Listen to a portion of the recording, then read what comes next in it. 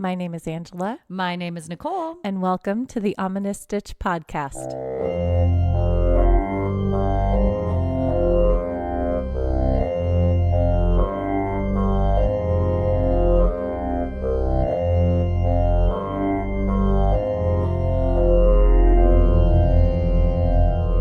Hello, Stitchers. Hey, everybody. Welcome back to another amazing episode of the Ominous Stitch podcast. Ooh. You know what? I think we need to change our take a stitch word to I love it, I love it, I love it. Because in the episode that I say I love it? We said I love it a bajillion times in the episode that just dropped. For your information, the episode that dropped this week that we're recording is episode 90. Count how many freaking times we say I love it in that. Oh no. I'm terrible at that. I'm sorry, everybody. No. It's hilarious. Yeah, count how many times. Take as many stitches as you want. Gosh. But it's stitch full responsibly. Of love. Stitch responsibly, Stitchers. See all that love? Yeah. We're so happy about morbid things. Oh my gosh. Good times. How are you guys? Well, we definitely love our Stitchers. We do. Yay, welcome This is why back. we do it. This is why we do it. That was so not in the right tune. That's okay. We'll just go with it. We'll go with the flow. Mm-hmm. She's dancing. I am. I'm dancing terribly. I am a 46-year-old white woman. I always watch those videos where it's old people and the two old women and they're all like getting down. I love it. That's going to be us. That's us. Yeah, we're going to do that. That's going to be us. I love that. I can do all of the 90s dances. Yeah. So like Roger Rabbit, Oh. I'm Your Girl, Running Man. Get yes. it. Okay. Kid and Play. Yes. Yes. Those are my dances too. Yeah. See, I can right. do those. Okay. Those are not cool now, especially not as a 46-year-old woman doing all the Cabbage Patch. Oh Woo! gosh. This was what, a few months ago, and TikTok blew up and that cool dance. Did you see that dance? There's so many TikTok dances. What are you talking what's it about? called? What is it called? But I it don't looks know. like you're not even touching the ground. Oh, fun. I think I showed you. This was months ago. But Oh. anyway, it was the craziest. And we told our kids, if you can do this dance, you will be the coolest. And I practiced around my house. I looked dumb. I'm pretty sure I looked like a 40-year-old trying to dance, right? But it was crazy. Maybe everyone go check that out. I forgot what it's called. And he kind of cusses in the lyrics a little bit, but we try to. Okay. But it's awesome. It's so cool. And they just kind of like kick and then you move and you kick and you move and you look like you're not touching the ground. Ooh, Yeah. nifty. So we could be cool. I would not Let's be try able it. to figure it out. Okay. Maybe that's our hook. Maybe we should be like The dancing the crocheters. the old crochet ladies. We're trying to like crochet as we're doing. You can't like feet not touching the ground. I could barely stand in crochet. That's what I was trying to do the other day. You know, the trend of the women, or not just women, men crochet too. Let me put that out there. Everybody crochets, and they're on the treadmills and they're crocheting. I'm like, that's impressive. I don't think I can do that. We have the stepping machine. I've been trying to do that. It's still hard. Yeah, no, my brain and yeah. my feet don't want to work together that way. I And lack the coordination. then, as you were saying, men and women, that brought my attention because you brought it up last week. We talked about it. Where those two guys, I forgot what they're called, and they make the weapons. The Oh yeah, weapons. they're so funny. Yes, they're so good. I love those. My kids want me to make them for them. Oh really? Yes, they're so excited. Just the shirt. You guys know if you watch any of the reels or TikTok I think or reels, they're TikTok, both. Yeah. So this one guy makes like crochet ninja stars or crochet swords Spears, or all swords, kinds of things, and he mace. throws them at his buddy. And the best thing is it's just yarn that's like Explodes. It looks like blood, but it's red yarn. You know. It's so cute. It's really fun. I like that. And then there's that one guy who makes insanely incredible art. Oh, that I was telling you showed about. me? He made the Cleopatra dress. And so he like, that's right. and he was wearing like that Mark Anthony. Yes. Like, thing. It's his How artwork much is time insane. does he take to do that? Anybody that can just make their own patterns. And we talked about this before. I am in awe of you because I Seriously. can't even like figure out how to do borders. I'm still stuck on two different ones I'm I working can on. follow, it's going to take me forever. I can follow patterns. Yes. I can Following do patterns that. is the easiest now. But making making your own. my own pattern and It's figuring hard. it out. I'm like, what? I don't know. Again, it takes that other kind of brain skill, I think. Yeah. So I don't know. Hopefully I'll get it down. One of these days I'll get it down. We'll do it. We'll because we need our shop open. We do. But you know what? It's almost the end of April, guys. I know. By the time you hear this, it's going to be the end of April. I'm terrible because you know this. I'm trying to make 2 different patterns right now. Yes. I put them down to make a pattern that's already created. Just do one. Yeah, I know. But I was like, I'm going to make a teddy bear. I figured if I'm at least making things while I'm waiting to like create my own, at least we can sell those at some point. Yeah, exactly right. So we can do that. See, I can do something. Yeah. I have a few days left before I have to turn in my amazing quilt that I'm doing right now. The coolest. This is my stitch, by the way. We're diving into Angela, what's your stitch? Hey. So what's got me in stitches is that I am down to my last couple of days. So the auction will have already happened by the time this episode airs, but I'm making this blanket for an auction and it's 60s theme. And if you guys have been following social media, I've been trying to post pictures of it. You're doing great. I desperately want to keep this blanket. I want you to so keep this pretty. blanket. I love the colors. It's so and pretty. It's huge. It's and it so looks big warm. because I can't do math. So I was like, okay, so I want this 8 squares by 12 squares. And I thought I was measuring it against like this tablecloth that I have. And I was like, oh, okay, it's going to be, no, it's so much bigger than that. It's like a bed cover for a full size bed. You're using, I think, thicker yarn. I don't know. Well, and the squares look bigger. I don't know. Square, yeah. Well, so I thought the squares were the same size as this tablecloth that I had. It has this like grid pattern on it, and I thought the squares were the same size, but I was way off. I was way off. That's how good at math we are. I know. So how big my blanket is? It's like a full size bed cover. Yeah, it's really pretty, and so I am doing the border of it now. I'm getting close, but still, I have to do the border, which I'm halfway around one round, and then I have to do another round, and then I have to do them together because I'm gonna make a double thick border for it so that it lays nice and flat and comfy. Yeah. Also, so I can hide all the tails inside of it, and I don't have to sew them in. Oh, that's a great idea. So I'm gonna make a double thick border. So I'm halfway with one round, and I have to do another round, and then I have to single crochet them together. That's actually going to go pretty fast. But then I have to flip it over and all the freaking tails from all of the magic rings.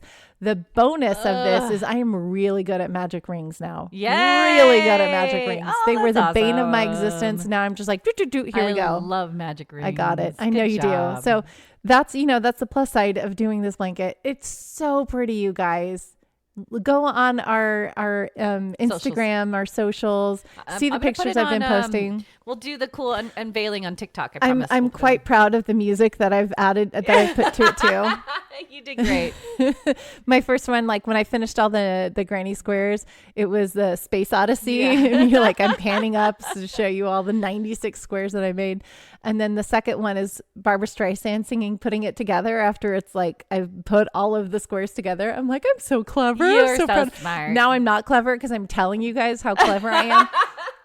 That ruins the whole effect. No, you're so proud of yourself. I am. I'm very proud. This is crazy big project. I hope it goes for a good price for the auction. I'm definitely undervaluing it at the auction. I told the person, I was like, oh, I'm going to put the value at like $500, $500 or $600. So maybe $550.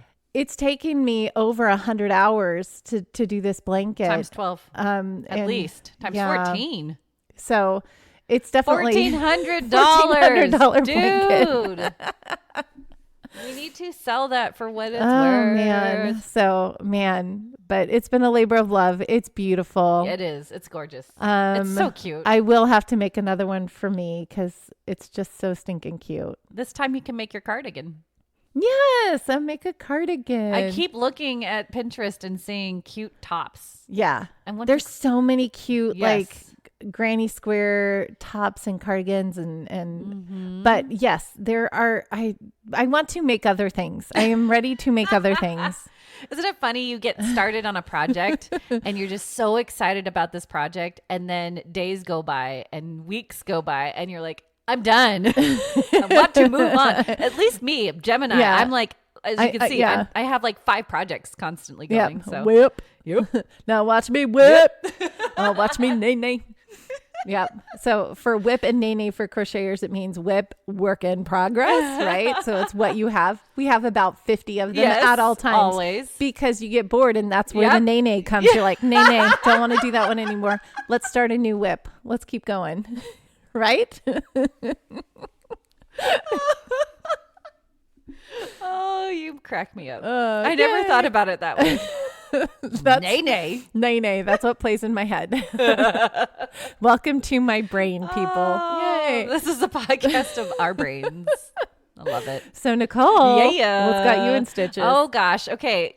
I don't know about any of you, but are you video gamer at all? Do you ever play video games? So yes, Okay. but I love to watch people play video games. Okay. I've always been that way. And I'm going to shout out to my high school buds. So I had a group of friends that we would always hang out Friday nights at Kent's house. So we had a friend named Kent. Hi, Kent. Hi, How Kent. are you?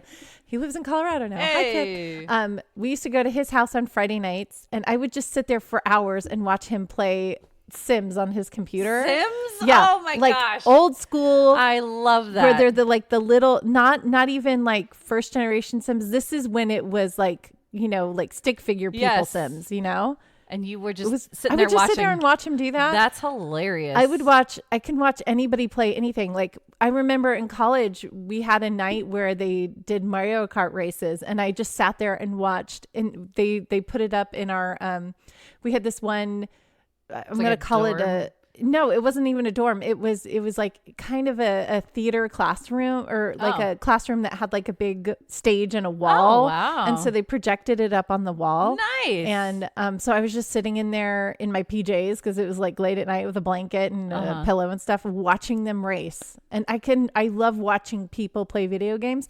When I don't want to do it. No, because when I take the controller, I get too nervous, and I'm like, I can't do it. You're I all can't do anxious. it. Yeah, I'm like, I'm gonna mess up. So I'd rather watch other people perform well and just be like, whoa, Interesting. So, but yeah, we play video games at our house. We do like Fortnite tournaments just with us, and see how many rounds that you can last. Like if you finish in the top 50, then you get to go on to the next round, top 25, and then whoever gets a victory royale, who wins the whole thing, which is usually my son.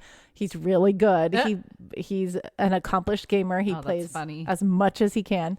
So, which is kind of fun, because he knows he can't game until he does all of his homework, practices piano, and does whatever chores I have for him. So when we get home from school, he's like, so he wakes up in the morning and plays piano.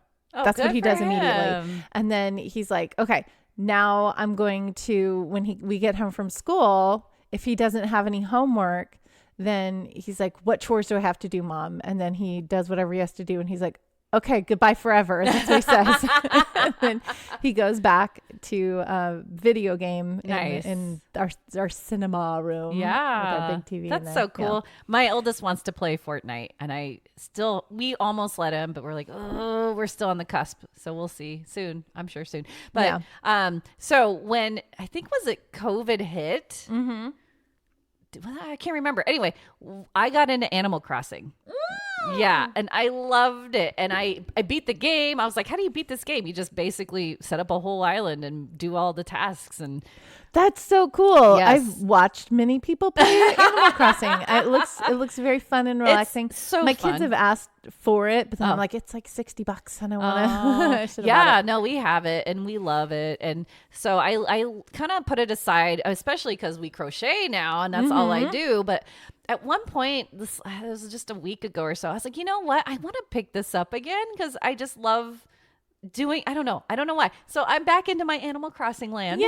It's so much did fun. You start all the way over? Or are you still the same character? No, so we have, this is crazy. We have one big switch, right? That's Dad's switch. Yes. Then the kids have their own light switches. Uh-huh. And they don't play them. Don't know why. I don't know why. Why do they my don't kids play with their switches? No, they love their Kindles more than their switches. I don't get that. So I don't know. So, because they're like more into just the computer gaming, like Roblox. Yes, my little one loves Roblox. That's all he does. Yeah, that's one thing that my kids will do together is they'll all get on their computers and then they'll play Roblox together. Yeah, they love that. So it's fine. So I took my little one's Switch Lite because the one I won on was the big one.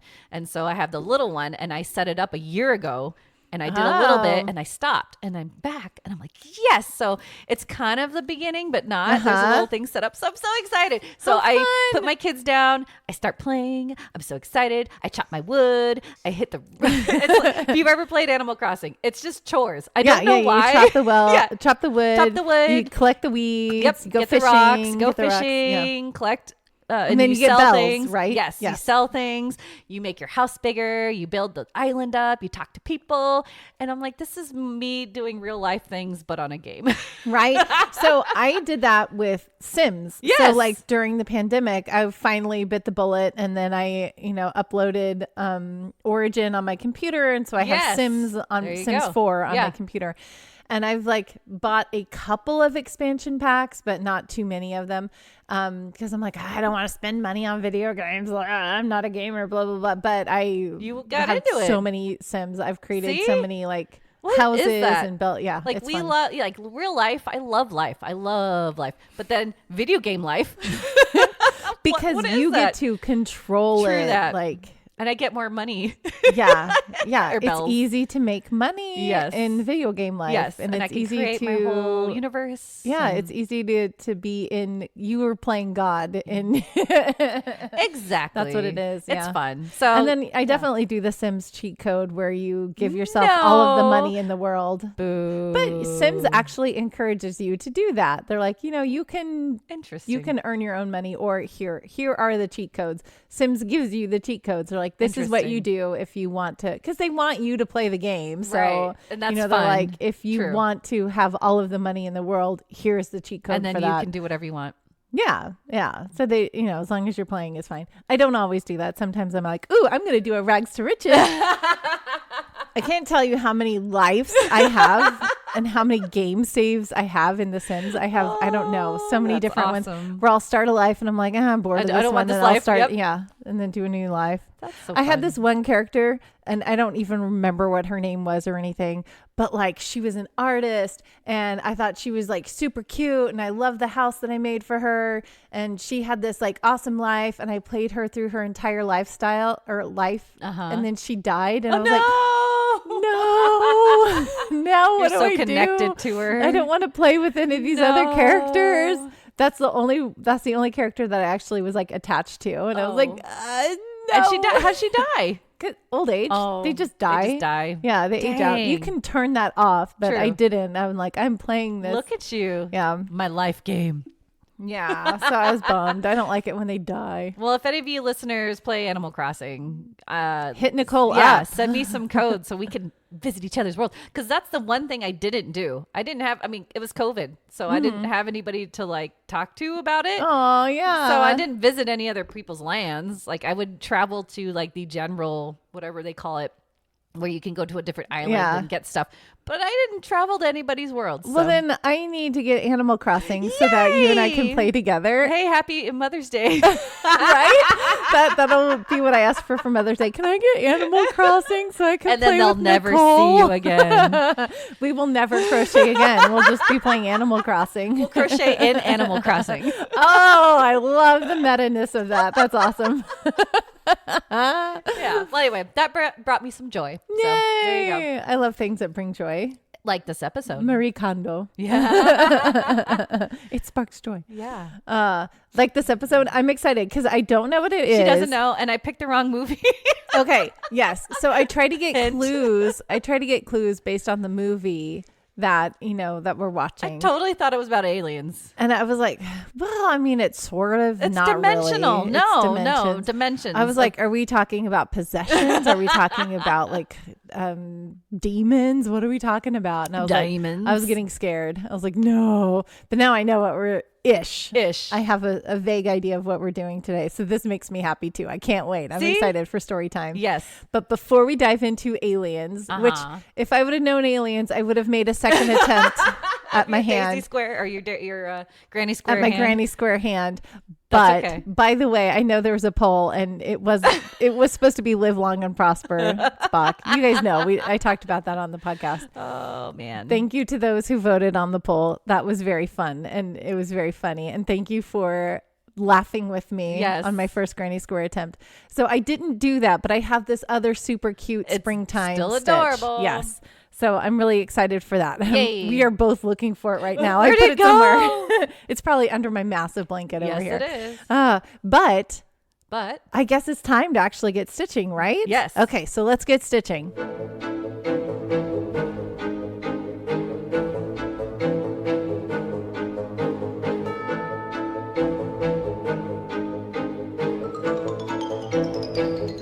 Okay, Stitchers, for today's stitch time, I decided to dive back into doing little flower appliques because I still have this idea of doing this big green lattice stitch blanket and then putting all these little flower appliques all through it. Nice. And I'm like planning my next blankets, right? Look at you.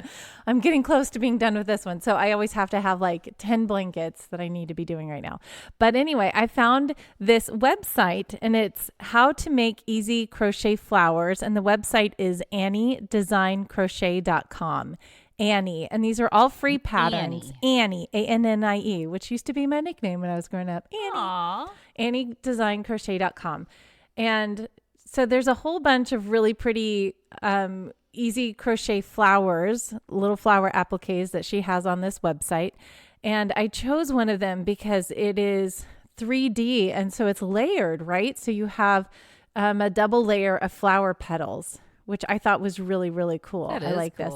And it's only 3 rounds. So you can make a bunch of these really, really quickly. And so the way this works is you start with a magic circle. And like I said, I am an expert at magic circles. Get it? Then you chain 3, which is going to act as a half double crochet and a chain 1. Okay. So then you do 7 half double crochet chain 1s into that magic ring so that you have a total of 8. Nice. Right. And then you slip stitch into the second chain from that original chain 3, because that's where the half double crochet would end. Makes sense. And then you have that chain 1. Yes. Got it. All right. Then you tie off that color. You're done with that color. As I hit my microphone.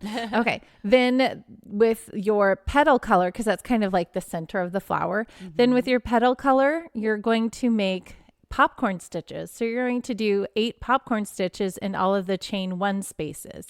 Okay. So it's going to be a popcorn stitch, and then you're going to chain 3, go to the next chain 1 space, popcorn stitch, chain 3, all the way around. So you have 8 popcorn stitches and chain 3s. Do not tie off because you're going to use that same color, or you could tie off if you wanted a different color. Remind us, what's a popcorn stitch? So a popcorn stitch is you make 5 double crochets and then you take your hook out of that last loop. You insert your hook into the top of the first of the double crochets, and then you go back and grab the loop of the last double crochet and pull it through that first loop. So then it pops makes popcorn. It pops the stitches out. Got it. So you have this nice round bubble thing, and then you slip stitch, and then that's the finish of the popcorn stitch there. And then you make a chain 3 after that, and then you do the next popcorn. Okay. So then you have 8 popcorns and 8 chain 3s going on. Got it. If you want to, and then you attach to you slip stitch to the first popcorn stitch. So behind that first popcorn stitch, if you want to keep the same color, you chain 3. If you want to tie off, you can and do another color. But in the top of any popcorn stitch or the popcorn stitch that you slip stitched into, you're going to chain 3. Then you're going to do 4 double crochets together, chain 3. And then slip stitch into the top of the next popcorn stitch. Nice. So you are doing 4 double crochets together in the chain 3 space. And then you're chaining 3, which kind of makes it like a nice round petal that goes around that 4 together that you did there. Yeah. And then you do that all the way around and then you tie off. And then that's it. So it's really simple. 3 rounds. It's adorable. And it's a cute little 3D flower. And it's got a layered petal effect, which I think is really cool because I really want to keep doing these layered petal effects and just make them bigger and bigger and bigger. So I'm going to find more layered petal effects and just see how many rows I can get going. But yeah, this was really cute. I really like that one. And quick. It's super quick. She put this together in like 5 minutes. Yeah. You're fast. Nicole's like, oh, I got to take a phone call. And so I was like, okay, here's our stitch. You're awesome. Yay. So that's it. It's really cute. Very springy. Yes. Make a bunch of them. I will. I'll make a whole bunch of them. And then we'll put them on blankets. Yeah. Put them on things. Or put them on bags. Or, it's an applique. You can put it on anything. It's springtime. Put it in your hair. Oh, put it on a headband. Or put it on a clip. Put it on a clip. Yes, that'd be cute. Cute. Put it on like your little. Ooh. Yeah, you have overalls on today. Be cute little flower on your overall. Aww. Adorable. Very cute. I love it. So yay. Make adorable. more flower petals. Okay. Flower power. Peace. Peace out. All right. So visit AnnieDesignCrochet.com. Nice. And you can see this petal or this flower pattern, or she has a whole bunch of them on there. I think like 12 different ones. So then they're all free. So go check them out today. Woo, woo. Yay. So that's it for Stitch Time. Awesome. I am so ready for story time because I love aliens. Yay. You're going to love this. Let's go to outer space, man. Let's go to Earth. They're coming here, y'all. Coming here. All right. Are you ready? Yes. It's story time.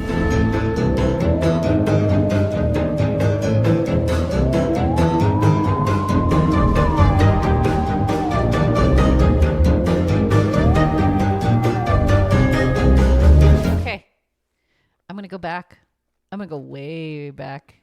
And these are the earliest reports of UFO sightings we have to date, pre-20th century. Whoa! Pre-20th cool, century. Because most of the time we start like in the 1940s, 50s, yeah. Anytime there's like a big war or a big conflict, we see aliens. Yes, but no, we're going to go back.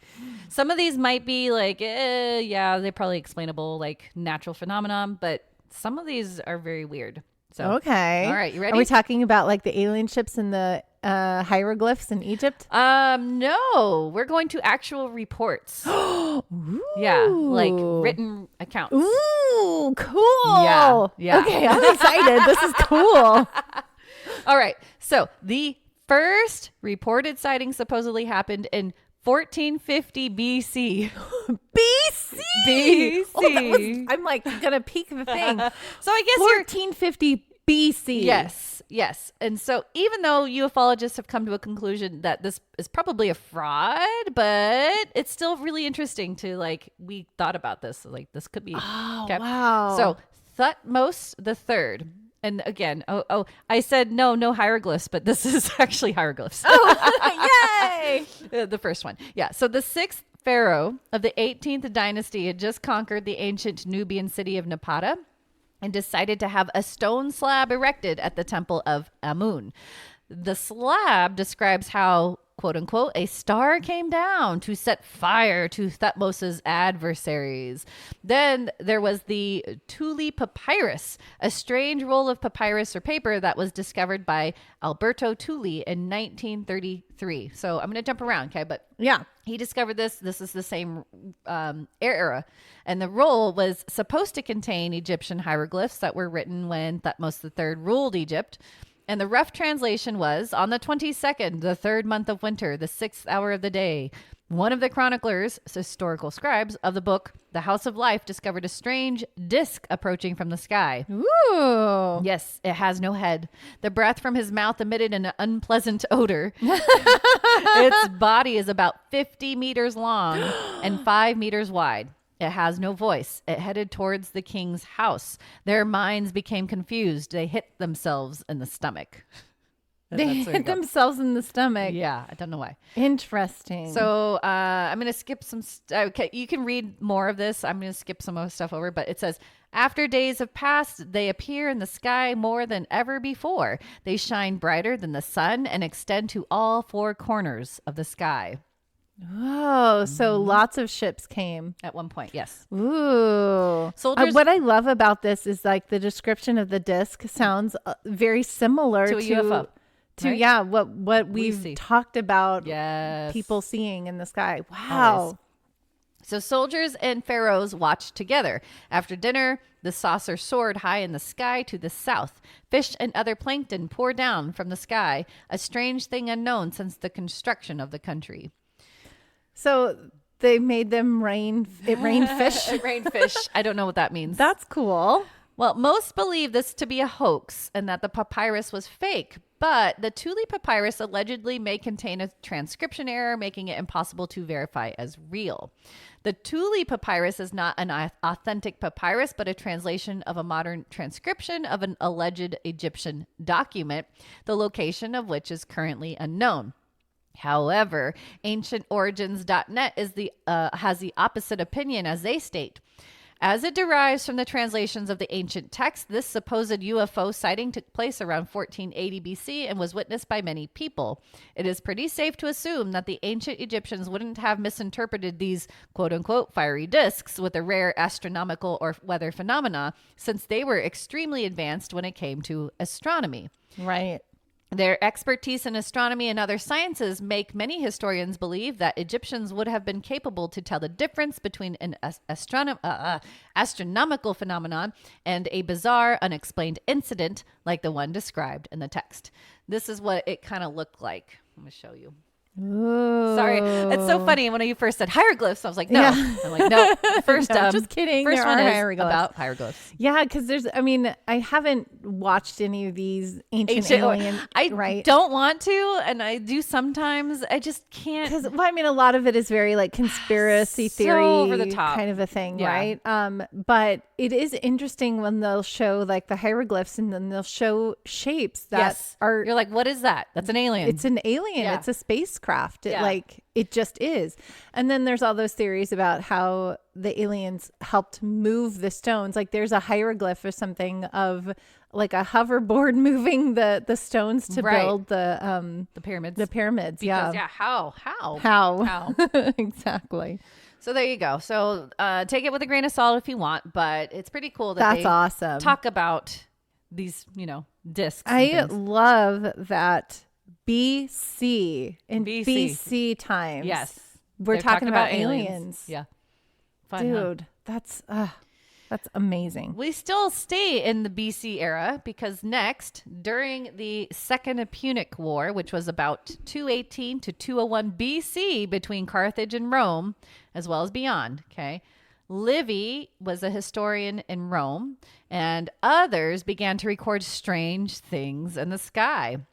Because there was a war. Like aliens come when there's wartime. When there's strife. What? Yeah. In 218 BC in Rome, was recorded that a spectacle of ships, which was navium in the translation, gleamed in the sky. However, someone else interpreted that ships were more likely clouds or mirages. Who knows? But then in 217 BC, this was recorded. At Arpi, round shields, parmas, that's what they were called, were seen in the sky. So a parma was a small round shield made partly or wholly of iron, bronze, or another metal. Yeah, a flying saucer. Yes. Yeah. Parmy. Yeah. There you go. Wow. Then, so cool. Right, in 212 BC, at Reat, a huge stone, which was Saxum in the translation, was seen flying about. A huge stone flying about. Okay, flying saucer. Yes. We assumed that the object they wrote about was a stony gray color, and it is said to have moved irregularly, and the word was volatility. But again, skeptics say it could be a bird or airborne debris. Well, okay, yeah, fine, skeptics. Yeah. That's their job, is to be like, no, it's not what they're actually saying it is. No, but a big round object flying in the sky irregularly. Come on. It's a UFO or UAP. Sorry. Then there were many reports of similar objects written about by Livy again and his extractors Pliny, Plutarch, Obsequens, and Orosius. 173 BC. Okay. At Lanuvium, a spectacle of a great fleet was said to have been seen in the sky. 154 BC. At Compsa, weapons, arma, appeared flying in the sky. The term refers to defensive weapons, especially shields. Flying in the sky. 100 BC, probably at Rome. A round shield, Clypeus, burning and emitting sparks, ran across the sky from west to east at sunset. These are all the same, Nicole. Right? All the same. All the same. Dude. Thus, Piney, although obsequens, called the phenomenon a circular object like a round shield. The Clypeus was a round shield similar to the Parma, but bigger. Okay. Yeah, they just talk about all the different words. But that's so cool, though. So cool. Now, this one's crazy, okay? Okay. They're all crazy to me. In 74 BC, a Roman army under L. Licinius Lucullus was about to fight the forces of King Mithridates of the Sixth of Pontus. But then, according to Plutarch, but presently, with no apparent change of weather, but all of a sudden, the sky burst asunder, and a huge flame-like body was seen to fall between the two armies. In shape, it was most like a wine jar, a pithoi, and in color like molten silver. Both sides were astonished at the sight and separated. This marvel, as they say, occurred in Phrygia at a place called Otriae. Author Richard authors of this journal article I found about this unidentified flying objects in classical antiquity. This is on JSTOR. You can look it up. He mentions that this happened in the presence of thousands of witnesses and ponders could it have been a meteorite. But fallen meteorites tend to be black, and Plutarch makes no mention of noise, let alone impact. There are no other records of Phrygia about this as a meteor because at that time they practically worshipped meteors. But the author says they can't rule out a boli, which is an exceptionally bright meteor. But still, hundreds of people about to fight this war, this big thing just comes right in between them. That silver object. And they say, nope. Nope. And the war didn't, the battle didn't happen? Yeah, I don't think, it doesn't say anything about the battle. It's just like a battle was about to happen. And then something landed right in between them that was huge. And it stopped. It just stopped. And we were like. It stopped the battle for however long it stopped. See, okay. You guys, aliens tend to show up whenever there's like a big battle or something that we are about to blow up something or do something bad to this planet. Everybody. They show up and then they're like there. You see them. They're stopping battles. They're like, don't kill each other, people. This is not cool. Why? Yeah. See, I don't think that they're trying to harm us. Obviously, if they had the ability, they would have wiped us all out. I think before, in BC times, like before Common Era. Gosh, you guys, my mind is blown. I can't even like think of words to say because this is just so amazing, incredible. Yeah. I feel like aliens have always just been. They've always been here. And they're just like watching over us. We're their little like children playthings. They're like, children, okay, toddlers. Behave. Yeah. Yeah, we're the toddlers. Yep. Behave down there. Stop doing what you're doing. Yeah. All right. Oh, wow. Yeah. Then spring of 65 AD. Now we're going 80 times. Historian Josephus reported over Judea. On the 21st of the month, Artemisium, which apparently is a month back then. I'm going to guess it's April. I don't know. Then appeared a miraculous phenomenon passing belief. Indeed, what I am about to relate would, I imagine, have been deemed a fable were it not for the narratives of eyewitnesses and the subsequent calamities which deserve to be so signalized. For before sunset throughout all parts of the country, chariots were seen in the air and armed battalions hurtling through the clouds and encompassing the cities. Okay. There you go. It's aliens. There are a few more stories in the antiquity stage of history that you can read about on Wikipedia. I guess I'm covering the stories that seem more plausible to me because there are a couple that just didn't seem. I was like, oh, that's not it. That's not Yeah. it. Yeah. But you're covering like if there are lots of witnesses that saw the event. And, So there you go. Okay. We travel forward in time quite a bit now. We're skipping all over to 1561. Still pretty old. Yeah. There was a mass sighting of either celestial phenomenon or UFOs. This happened above Nuremberg, and there's actually a broadsheet news article all about it that was printed in April of that year. Cool. Yes. Skeptics try to claim that this was atmospheric phenomenon, but the engraving doesn't fit the usual classic description of the phenomenon. They tried to say it was a sundog or mock sun, an atmospheric optical phenomenon that consists of a bright spot to one or both sides of the sun. So I'm giving you an example of what that is. Sundog. Sundog. Oh, well, okay. That's a sundog. I'm showing Angela. Yeah. But the description doesn't no, fit that at all. No, not at all. Okay. What I find fun is that everything is happening in April, and it's April right now. Look, I themed it and I didn't even know it. I'm so good. You are. I'm yay. so good. Look at that. All right. The woodcut was engraved in the text by Hans Glaser, which is now archived in Zurich, Switzerland. And it talks about around dawn on April 14th, 1561. Many men and women of Nuremberg saw an aerial battle out of the sun, followed by an appearance of a large black triangular object and exhausted combatant spheres falling to earth in clouds of smoke. The broadsheet then claims the witnesses observed hundreds of spheres, cylinders, and other odd-shaped objects that moved erratically overhead. The sheet itself has crosses, small spheres, 2 large crescents, a black spear, and cylindrical objects from which several small spheres emerged and darted around the sky at dawn. Oh. So That's fun. Yes. This is the text completely that has been translated by Ilse von Jacobi. Okay, that's basically what I just said, but here we go.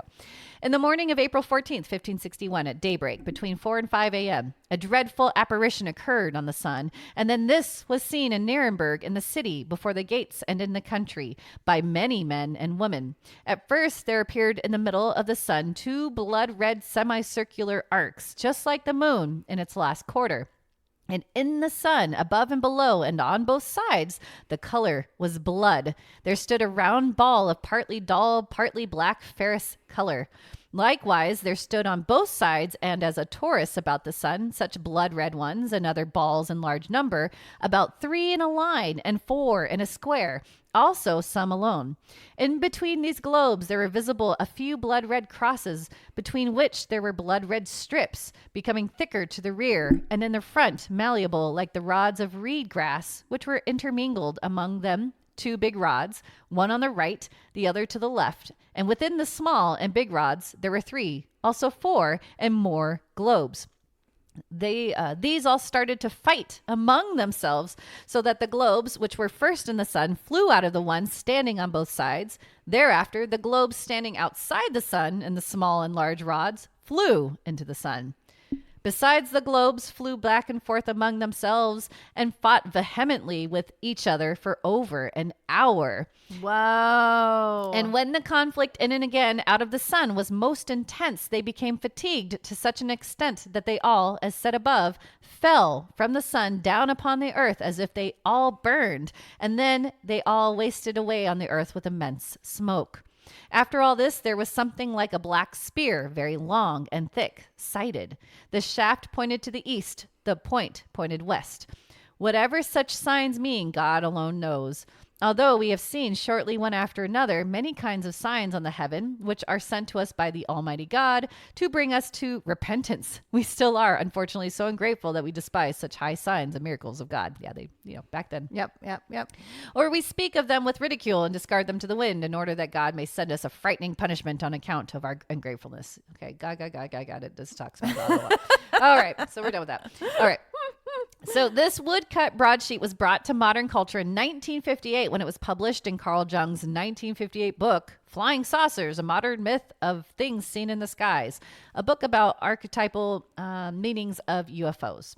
Jung felt that it was likely a natural phenomenon, with religious and military interpretations. Here is the broadsheet. Wow.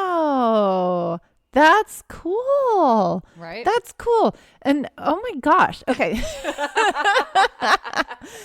Okay, you guys, this is like 16th century wood carving and then there's this big black dagger thing at the base, and then you have this bright sun, which I don't know. It doesn't even have to be the sun. It could be, well, maybe the red things coming off the sun are the other ship, but it looks like it's 2 different ships that are battling each other, and that's insane.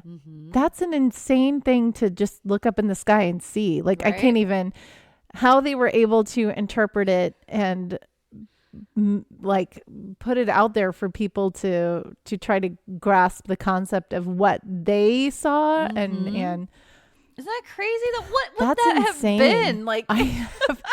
a crazy meteor shower is the only thing that I can think of it would be. But if it's lasting for an hour, it's lasting an hour. They're not all spheres though. There's a one whole big bunch of different spear. shapes. Yeah, there's a big spear. What is that? Yeah. There's definitely, they're not all kind of ball shapes. No. There are a lot of ball shapes, but then there are two big, and distinct, different shapes that are happening. Wow, that's insane. I want to be there to see this and see what that was. Right? Is that crazy? That is insane. It's crazy. Crazy. Wow. All right. That's not the only broadsheet I'll show you today. Oh, all right. Yeah. Okay, then in 1566, there was a series of mass sightings of celestial phenomenon recorded on another printed document. On July 27th through 28th and August 7th, many local witnesses in Basel, Switzerland, reported seeing 3 celestial phenomena. The first was described as an unusual sunrise. Second, a total eclipse of the moon with the red sun rising. And the third was interpreted as a cloud of black spheres in front of the sun. Here's the translation of the broadsheet. It happened in 1566 3 times, on 27th and 28th of July and on August 7th, against the sunrise and sunset. We saw strange shapes in the sky above Basel. During the year 1566, on the 27th of July, after the sun had shone warm on the clear, bright skies, and then around 9 p.m., it suddenly took a different shape and color. First, the sun lost all its radiance and luster, and it was no bigger than the full moon. And finally, it seemed to weep tears of blood, and the air behind him went dark. And he was seen by all the people of the city and the countryside. In much the same way also the moon, which had already been almost full and was shone through the night, assuming an almost blood-red color in the sky. The next day, Sunday, the sun rose at about 6 o'clock and slept with the same appearance it had when it was lying before. He lit the houses, streets, and around as if everything was blood-red and fiery. At the dawn of August 7th, we saw large black spheres coming and going with great speed and precision before the sun and chattered as if they led a fight. Many of them were fiery red and soon crumbled and then extinguished. Here's their broadsheet. So like black and red spheres again. Very similar to that other event. Yes. Interesting. That's okay. And then how many years apart are these 5 two things? years. 5 years? Yeah. Basel, Switzerland, and the other one was in Nuremberg. Germany. This is cool. I wonder what it was. I mean, this one could be more of the meteor shower. Yeah. Because it's just the spheres. It's just the spheres, but then it also happened like over a course of a few days and then like a couple months later. Because it was July. A week. A week or so later. Yeah. Okay. Yeah. Usually meteor showers don't go over a few days. But it says the first back, 2 days were more of the sun being weird. So it could have been like an eclipse, something crazy. Okay. But then 5 days later or 6 days later, then the meteor shower. Then the meteor shower happened. Right. So that could have been coincidences, but it's just strange that both of them have these broadsheets about these round. And they're very things. they're very similar stories. Exactly. So interesting. All right, we go ahead to a different country, September 1609. There are historical records of multiple reports seeing something odd in the sky written in the annals of the Joseon dynasty, which today is Korea. In the Gangwon province, many witnesses reported several flying objects in the sky. From 9 to 11 a.m., it was in Wonju, Gangneung. Then 11 a.m. to 1 p.m., it was in the Chuncheon County.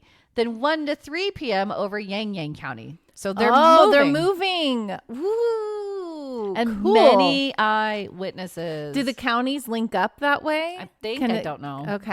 I didn't look at the. I didn't look at a map. You didn't look at the geography Sorry. of it? No, it's That's okay. Sally. I'm asking questions and I shouldn't No, because that's I good. don't research that deeply. No, you're doing great. Well, they all described the objects as giant wash bowls that appeared with a thunderous noise, bright light, and smoke. The objects were floating in the air. As mentioned, there were multiple witnesses, and one of them was Moon-wee Kim, a high-ranking official. Some accounts mention that they appeared to be divided in two. Here's the picture that I found that was very similar. You guys, it is the classic flying saucer. It's classic. And this is in Korea. And this is in Korea. You guys, all over the world, literally all over the world and all throughout time, it's the same freaking ship. Same ship. How can people not believe Washbowl. in these? How can people not believe in aliens? How can people not believe in UFOs? I don't know. This I don't is know. insane, you They guys. just want to refuse because they want to be in their small little happy world, I guess. I don't know. We can be happy world with aliens. Yeah, I mean, They're not attacking they're us. not attacking us. They're We're their toddlers. Yes. They're watching over They're us. watching us, man. If anything, I feel like that's comforting that, we have like adults watching over us. So we I don't kill have to ourselves. I don't know. All right. Next, governor of the Massachusetts Bay Colony, John Winthrop. So this, I'm going to stop real quick. These reports, could be aliens, but I think they're paranormal. Ooh. So, heads up, this might be a mishmash today. Okay. So yes, John Winthrop. He kept a diary in which he recorded the trials and triumphs of his fellow Puritans as they created their new life in America. But on March 1st, 1639, he recorded an unusual event that had created some ruckus amongst the English immigrants. This is from history.com. Winthrop wrote that earlier in the year, James Everell, a sober, discreet man, making sure he's legit, and two others had been rowing a boat in the muddy river, which flowed through swampland and emptied into a tidal basin in the Charles River, when they saw a great light in the night sky. When it stood still, it flamed up and was about 3 yards square, the governor reported. When it ran, it was contracted into the figure of a swine. Over the course, When pigs fly. Yep, there you go. Over the course of 2 to 3 hours, the boatman said that the mysterious light ran as swift as an arrow, darting back and forth between them and the village of Charlestown, a distance of approximately 2 miles. Oh, wow. Diverse other credible persons saw the same light after about the same place, Winthrop added. The governor wrote that when the strange apparition finally faded away, the 3 Puritans in the boat were stunned to find themselves 1 mile upstream, as if the light had transported them there. The men had no memory of their rowing against the tide, although it's possible they could have been carried by the wind or a reverse tidal flow. The mysterious repositioning of the boat could suggest that they were unaware of part of their experience. Some researchers would interpret this as a possible alien abduction if it happened today, writes Jacques Vallee and Chris Albach in Wonders in the Sky, Unexplained Aerial Objects from Antiquity to Modern Times. Now, skeptics claim the light must have been an ignis fatuus, F-A-T-U-U-S, fatuus, Yep. which is a light that can appear over marshland at night due to the combustion of gas from decomposed organic matter. However, the description they provided on how the light moves makes it very doubtful that this was from organic matter. Right. Spontaneous combustion. 2 mile traveling. Yeah. Like, no. And back and forth. And back and forth. Like it didn't just Just go. didn't sit there above the marshland. Yeah. Like, it was moving erratically, moving back fast. and forth. Yeah. That's very interesting. Like I can see if them traveling. Okay. First of all, it reminded me of the cows. Yes. But them traveling upstream or, Whatever. I guess against the current or whatever. I'm like, if you're concentrating on watching this Yes, light I wouldn't travel, know- you realize wouldn't where I realize was. you were. Yeah. So that one is that's weird. kind of like, meh, But whatever. seeing this light move and multiple witnesses But of yeah, it, that's cool. right? Yeah. So then 5 years later, Winthrop posted this on January 18th, 1644. About midnight, 3 men coming in a boat to Boston saw 2 lights arise out of the water near the north point of the town cove. Sorry. You're funny. Like yelling. And formed like a man and went at a small distance to the town and so to the south point and there vanished away. See, again, this one to me sounds more Sounds like paranormal. Yes. Yeah. Because I've never heard aliens shapeshift into a man. right and then vanish. Yeah. That's a ghost. Yeah. Then a week later, he wrote about an unexplained celestial event over Boston Harbor. A light like the moon arose about the northeast point in Boston and met the former at Noddle's Island, and there they closed in one, and then parted, and closed and parted diverse times, and so went over the hill in the island and vanished. Sometimes they shot out flames, and sometimes sparkles. This was about 8 o'clock in the evening, and was seen by many. His account continued. About the same time, a voice was heard upon the water between Boston and Dorchester, calling out in a most dreadful manner, "Boy, boy, come away, come away." And it suddenly shifted from one place to another, a great distance, about 20 times. It was heard by diverse godly persons. About 14 days after, the same voice in the same dreadful manner was heard by others on the other side of the town towards Noddle's Island. Okay, again, ghosts. Ghosts, because yeah. the governor noted this bizarre spectacle was seen near the location where a vessel captained by John Chaddock had exploded months earlier after a sailor accidentally ignited gunpowder aboard the ship. Yeah, that's ghosts saying, "Come away, because Yes. there's an explosion." Yes, yeah, isn't that's that ghosts. crazy? That's ghosts. The captain was not on That's board, cool, but the though. blast killed 5 crew members. Yeah, this is the reason why I put this in was because it's a part of this UFO article that said were these UFOs. No, that was ghosts. I'm sorry. That's cool, Those though. are old spirits. Winthrop noted that rescuers had recovered the bodies of all the victims except for the man believed responsible for the calamity, a sailor who professed the ability to communicate with the dead and who was suspected of murdering his master in Virginia. The hand of the devil was thought to have taken possession of the body, and it was the haunting voice of the sailor's ghost that was used to have accompanied the strange visions of ye old UFO that mystified Boston. So they're tying UFOs with ghosts. Yeah, no, so it's don't do all that. it's all the same thing. Yeah, no, it is not. it is not. It is not. Yeah. So yeah, that was all. Like I said, they put that into the UFO article, but I think those were ghosts. Yeah.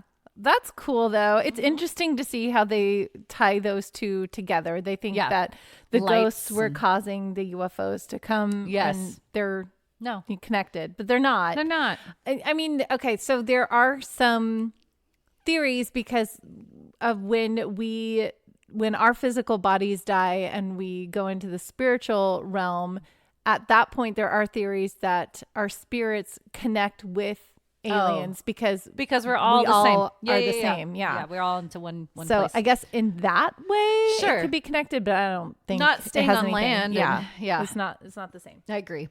Okay, 1792. The earliest documented encounter in Canada with possible UFOs was when 2 explorers, David Thompson and Andrew Davy, were surveying northern Manitoba when they witnessed several bizarre meteors crash into the ice. Whoa. Yeah, Thompson's diary holds details on how the two were surprised one night by a brilliant meteor of globular form that appeared larger than the moon. Whoa. Thompson wrote, "It struck the ice with a sound like a mass of jelly, was dashed into innumerable luminous pieces, and instantly expired. The next morning we went to see what marks this meteor had made on the ice, but could not discover that a single particle was marked." That was short, but there you go. Oh, That's it. weird. So they saw Something crash. a meteor, which Yeah. it makes sense that that's what they would think that they were seeing. Yes. And it could have been, but for a meteor to crash and you can't find it. Yeah, you would see No. marks. You would see everything. You And would see ice, everything. too. Yeah. no.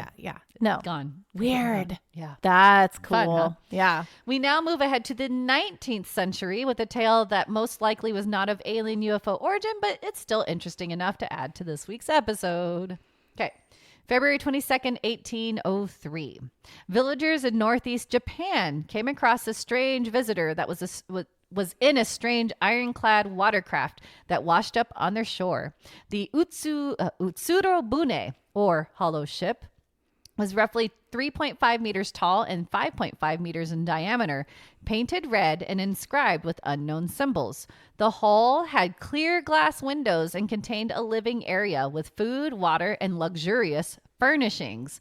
Then a young woman came out of the vessel, and she was pale with shoulder-length red hair. She spoke in an incomprehensible language, and the villagers and stranger could not understand each other. The woman was carrying a square box that no one was allowed to touch.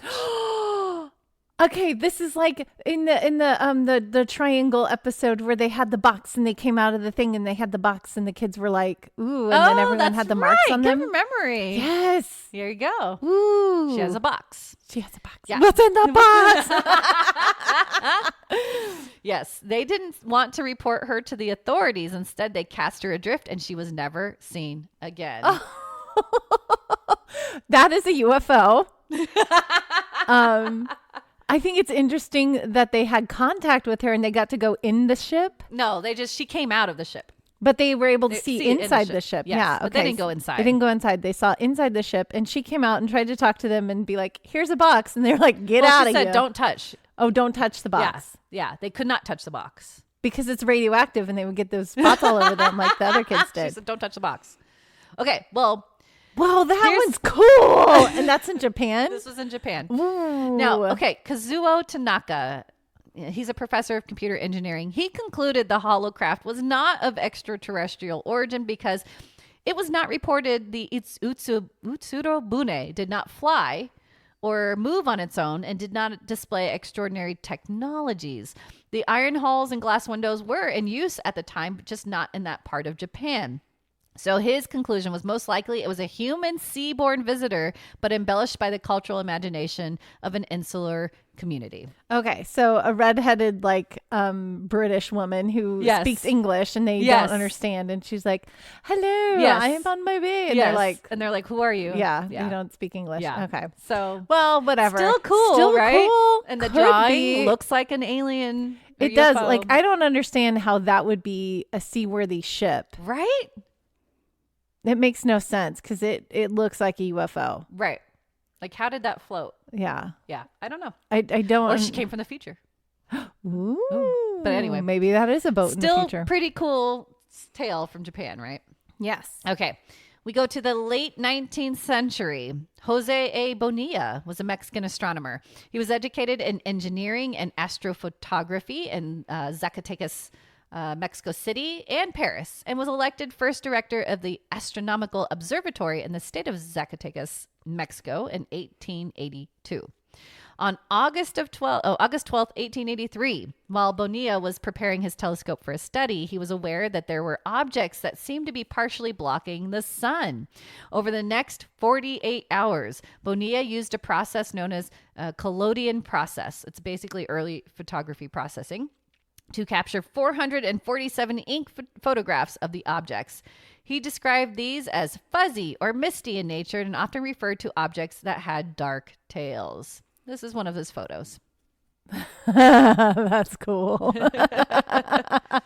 Yeah, they're very fuzzy.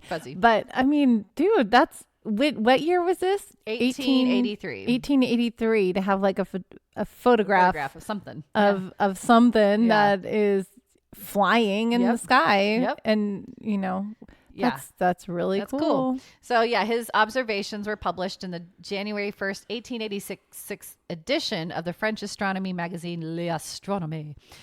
In October 2011, a few astronomers from Mexico concluded Bonilla witnessed fragments of a comet that exploded in space. So, but it's cool. Yeah, maybe, but still it's never know. Before planes, so right? Yeah, 1880s. like where's winter the planes? Okay.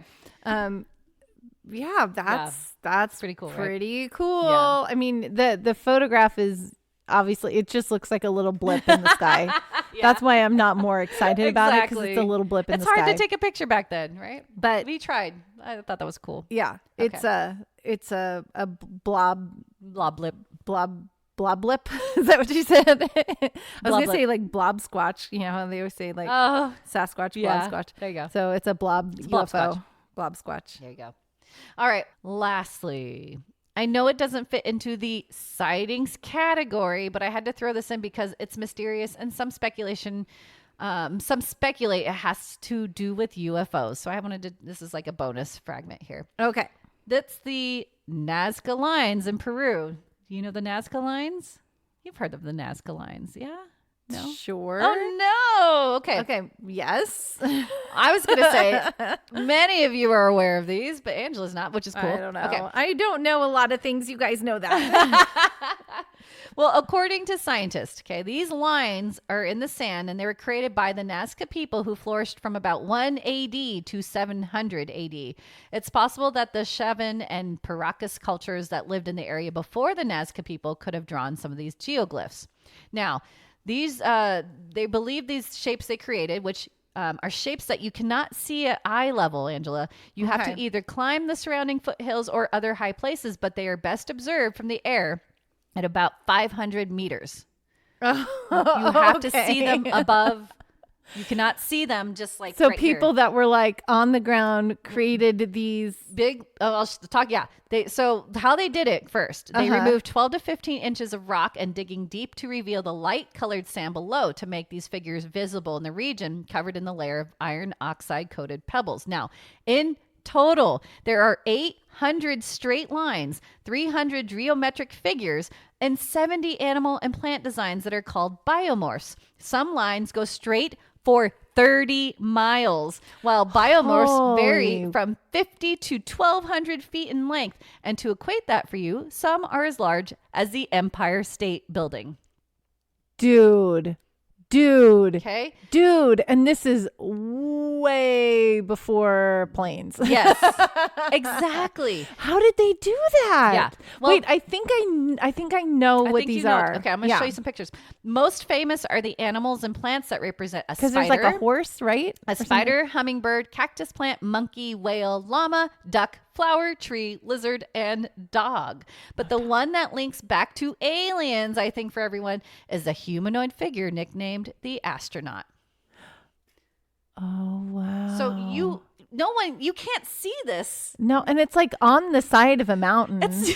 So like, how do you do that? How do you make these? And there's, like I said, how many are there? Like 800 at least. Like, it's crazy. Wow. It's around Peru. Okay. Oh, wow.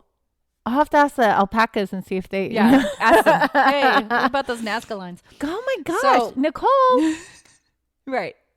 Okay. This is amazing. I feel like we need to do a whole episode on these things because like how I don't understand.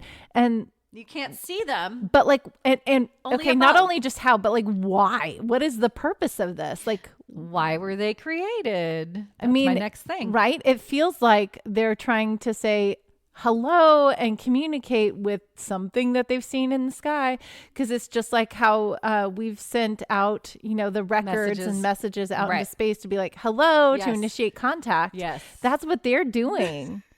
Isn't this crazy? Like that has to be what they're doing, because there's no reason, like there's no other way to see these things, because these are on the sides of mountains huge. And stuff. Yes, in the desert. Let me show you. Hold on. Oh my gosh, you guys know about these things?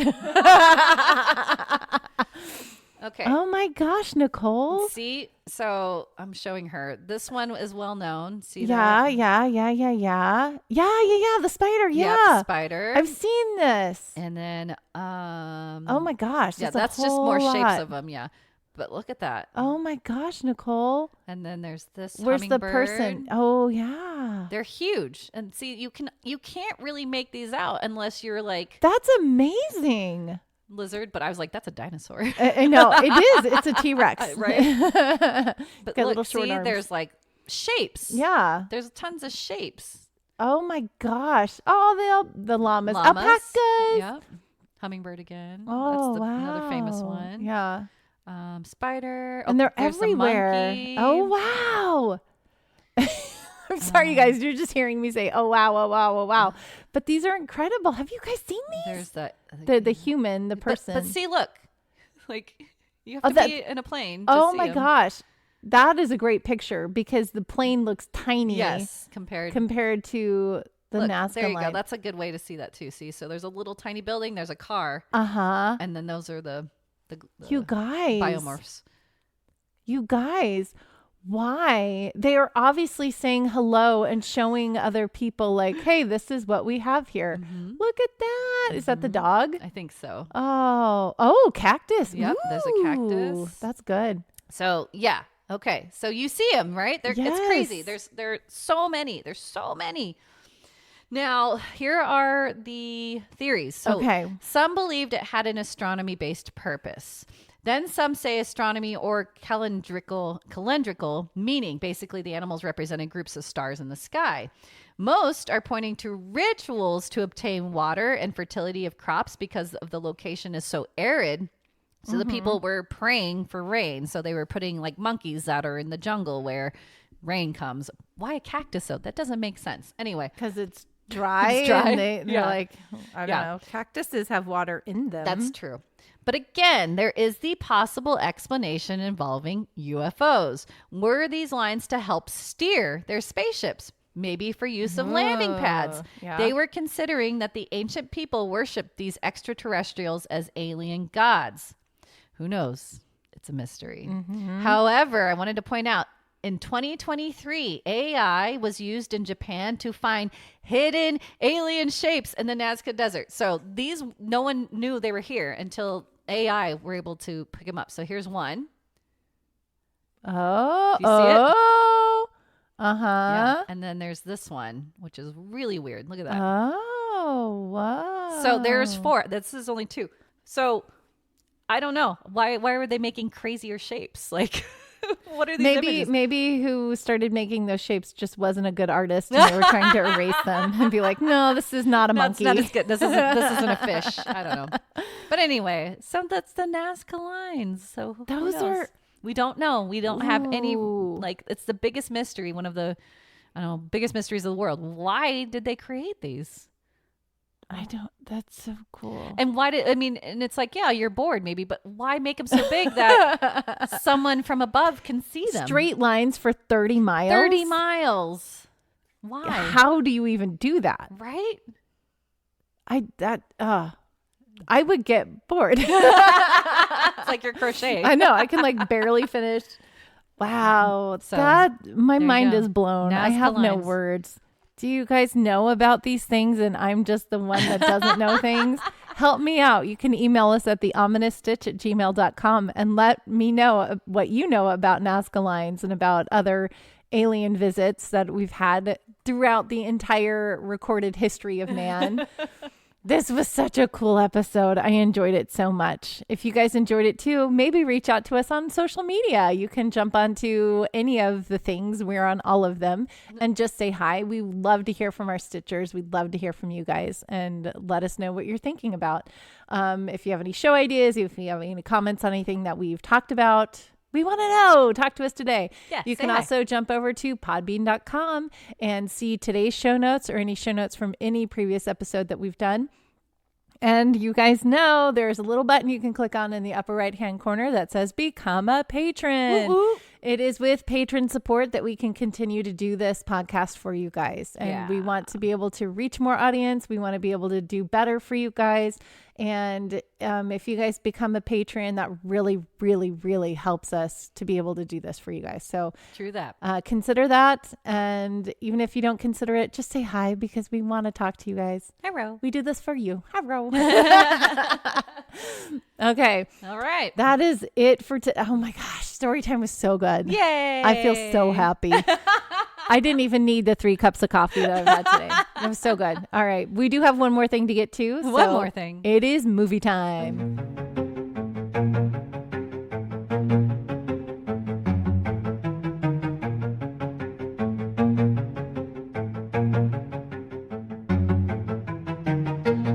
This week's movie review, Event Horizon.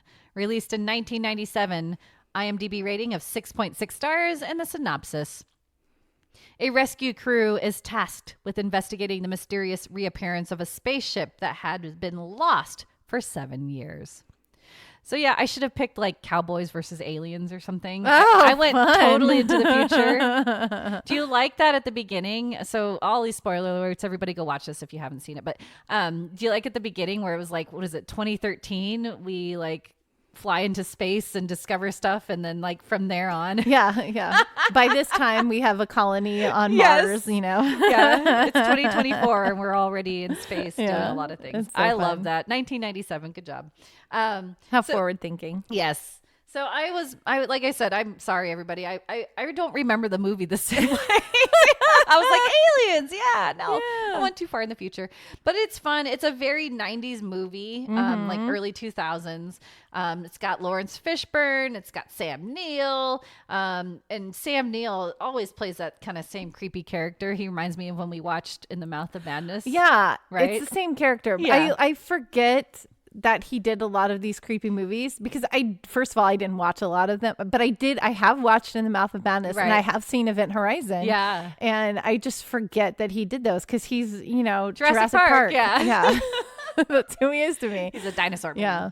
So I forget that he did those other things. And I'm just like, there's a good reason why I forget that he did those other things because I don't like him in those things. I He's like very him. creepy. He's good at that though.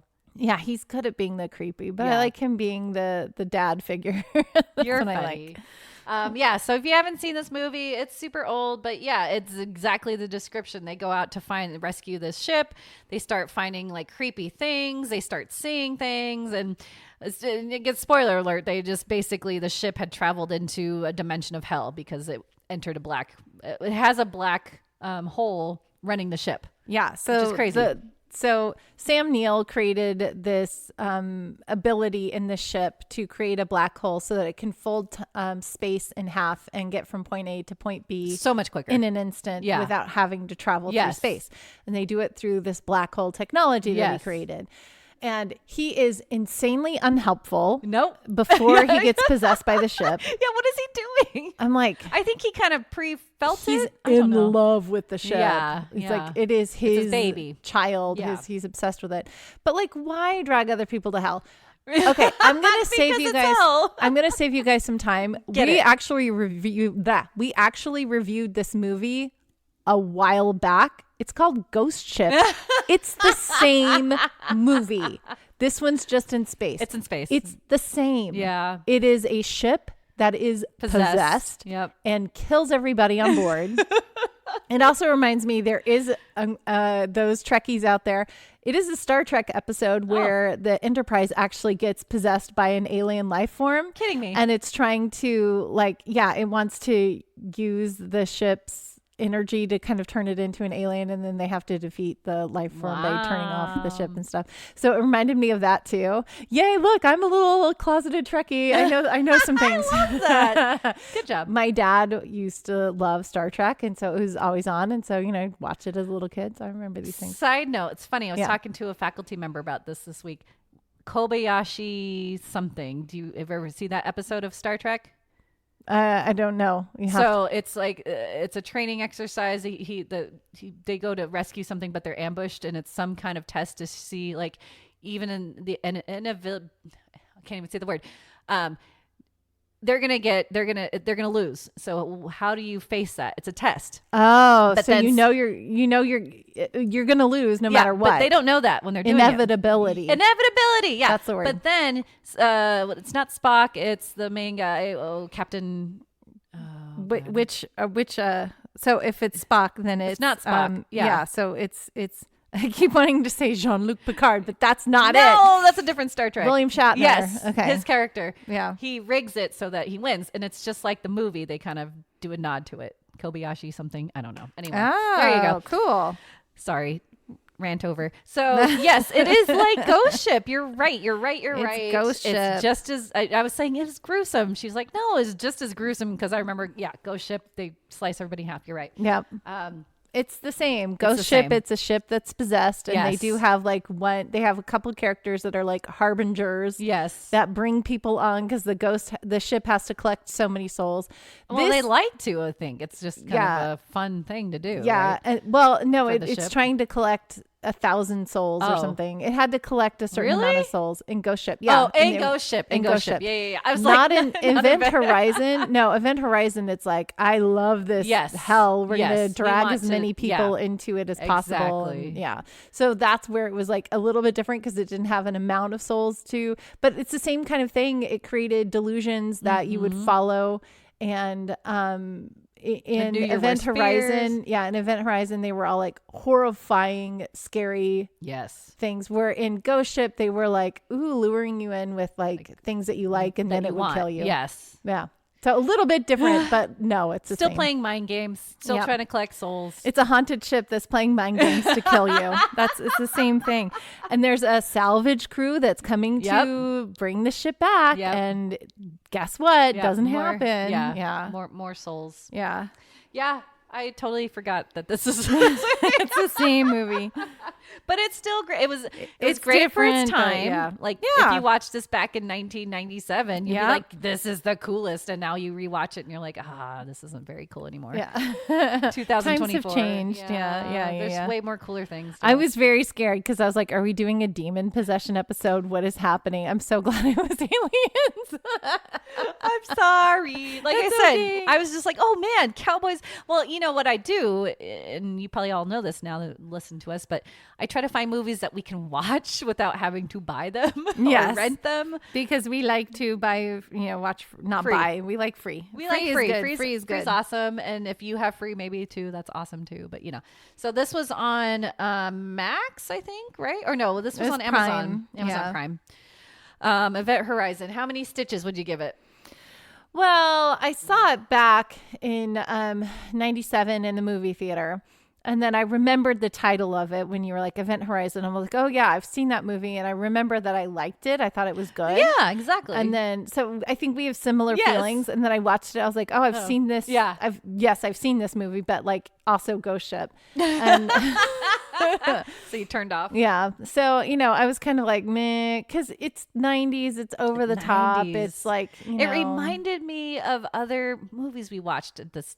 I forgot exactly what they were, but they were all so similar. It's so funny. Yeah. So, it's kind of like a meh for me, but I mean, I liked it back in the day, so I'm going to give it a little bit higher than my normal meh. So we'll say 4.5, maybe 5. Yeah. We'll give it 5. That's solidly in the middle. Right in the middle? 5. I'll give it a 5.5. Oh, okay. Just a little bit more. Again, I mean, the cast was great. The acting was fun. Yeah. For then, it was really cool and inventive. Now it's just kind of like, there's so many different movies about the same thing. So I get it. Yeah. But yeah, go check it out if you haven't. Go watch Event Horizon today. Yeah. It's meh. It's meh. That's our slogan. Oh man. Well, this episode certainly wasn't meh. No. This was super cool and fun, and my mind was blown so many times, and I love it. It's so good. Interesting. Thank you guys for hanging out with us for another episode, and until next time, we'll see you, Stitchers. See you, Stitchers.